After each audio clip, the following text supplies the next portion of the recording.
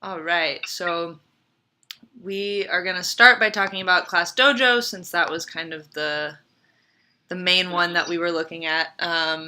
So today, getting on to the site and looking at it was my first experience with it, and my initial reaction was honestly like, "Whoa, this is crazy that this is all online." Like I mean, I'm only 25. Like I was in secondary school not that long ago, and nothing like this existed. Not that I remember. Like everything was on paper. Teachers were keeping track of grades and seating charts and notes home. I mean, all of that was very like on paper, on phone call, maybe on email, but we didn't have any kind of platform like this that has everything. And so I definitely feel like a weird pull of like, well, I'm really impressed that this exists. It's like really kind of unique and I'm really intrigued, but then also like a weird hesitancy around like, do you need this? Like this feels crazy. Like it seems like it's should be kind of simple. Like I feel a hesitancy to want to use a platform like this because it just seems like a fancy way of doing things that should be simple. But then I was also thinking like, oh, well, I don't have the experience as a teacher, so maybe I'm crazy and this would be like so helpful. For communicating with parents, for keeping track of everything in one place that is online, and as well as using it for the students and having them use the monster icons, and they get to get awarded points, and it's a way for them to keep track and a way for them to see their progress. And the videos about empathy and about growth mindset, I found that really cool. So yeah, I could kind of imagine using it, but then I also was feeling like, oh, is this necessary? Like this technology seems crazy. So that's kind of where I stand. And I know, Jenny, you've seen it in practice. So if you could tell us some more about that, that would be awesome. Yeah, so I've seen it in the older special ed classroom in my school, and also at another school. Some of the special ed classrooms kind of change locations depending upon just how many students they have and just how the buildings are set up. So it was this class was at a different school last year, and I visited it then, and then they moved to our school. So I've seen it in. She used it in both schools, and it was pretty. She pretty much used it the same way in both schools. But I noticed. So, for example, one thing when she had the point system set up for students, I noticed that at the last school she had it set up to where every student would get to on Friday use their points at the store. And what I kind of liked about that was because every student pretty much had points. It wasn't like some students were left out. It's just that you needed, it was on a certain amount of points you would get you like more of a prize or more, or you could save up your points and earn like lunch, a special lunch or things like that. But what I liked about that was every student at least got to come to the store and pick something. So there wasn't like students that were like left out from it. It was just, if you had more points, you got more. Um, and so yeah, she had it set up like that. And what I like about it visually she used a smart board. What I like about it visually is that the points you can have all the students and the points on the side, and so they're constantly kind of seeing their points, and it's just all up there in one spot. So they have the points, and then they might have, it has so much. I mean, in the morning, she has it'll give like the schedule. So like, oh, time for morning work, and then, time for math rotation. But it's only like one spot that the whole class is looking up. I mean, one spot that the class is looking at all day, so the timer's up there. I loved that for rotations. She even does it for like transitions because some of those kids need that time to we have 1 minute left, and then we have 1 minute to move to our next station or whatever it is. I don't know exactly the minutes, but I liked that piece. I liked, trying to think what else. Could I ask you a question about Yeah. something?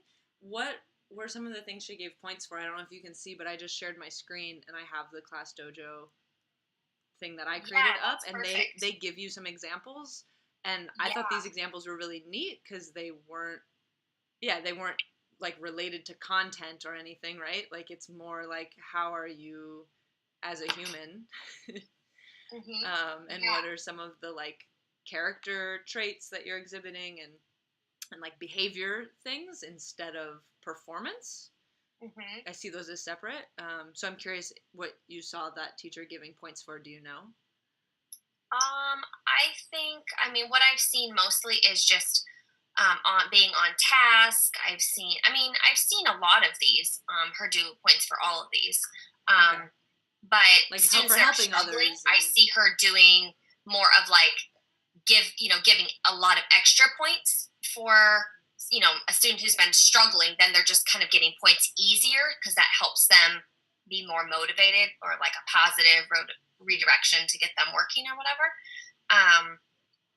And then students. I feel like too she had like certain goals too for students, and so she was giving like more points towards one that maybe they were working on or something like that, but I can't be sure. Yeah.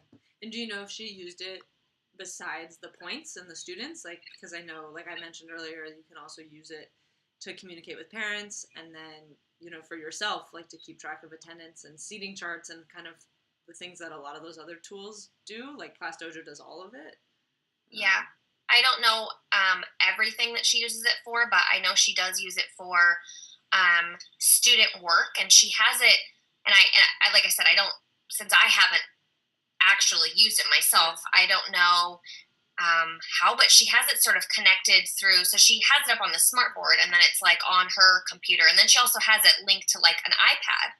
And so she had some of the students' work, which was really cool because like they were doing this. They were doing more like a short story, and they were picking like a topic. They were doing like a sentence, and they were picking like a topic, and like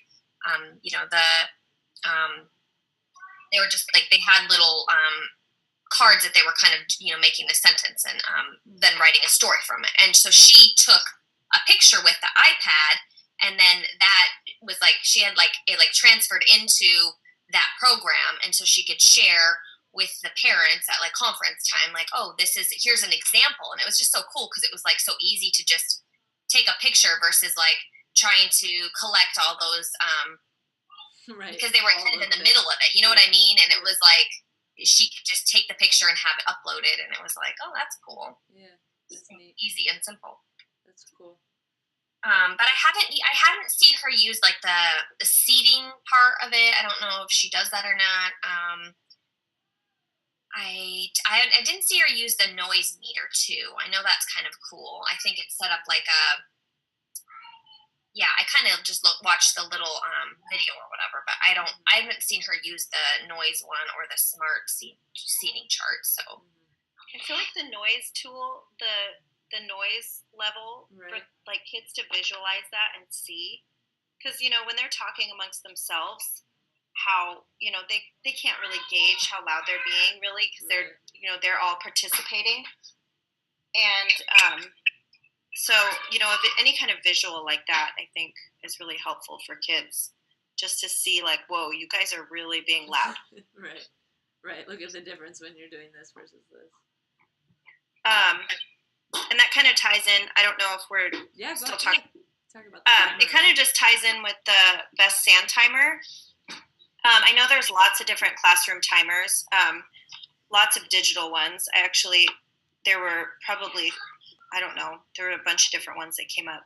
I use a physical timer in my classroom that's a 5-minute timer, and we also have a 1-minute timer for sharing purposes, like, oh, you want to play with this toy, someone else can, you have 5 minutes, and we like have the timer and they watch the timer. Well, that's great for little kids for things like that, but it's also really good for any, lots of different ages, especially just like the video we were watching before or last week with the ADD, ADHD behavioral issues, and just how they really need a visual, and sometimes just having them be timed and see like, oh my gosh, the time is going down. You can physically see this timer, up on a screen, and that you can see the sand going down, and just knowing that there's